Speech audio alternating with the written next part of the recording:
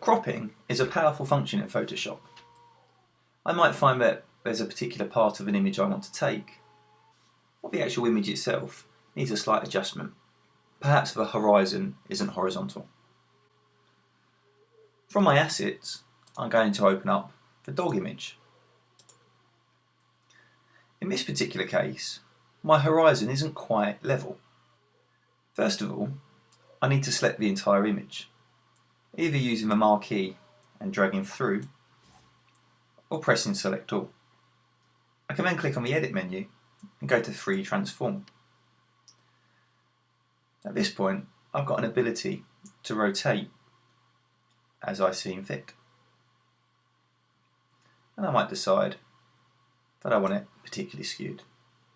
Double clicking puts the image into place. I might also find that there's only part of an image that I actually want. To crop my image, using the marquee tool, I select part of the image that I'm after, and from the image menu I choose crop. This will keep only part of the image that I was after.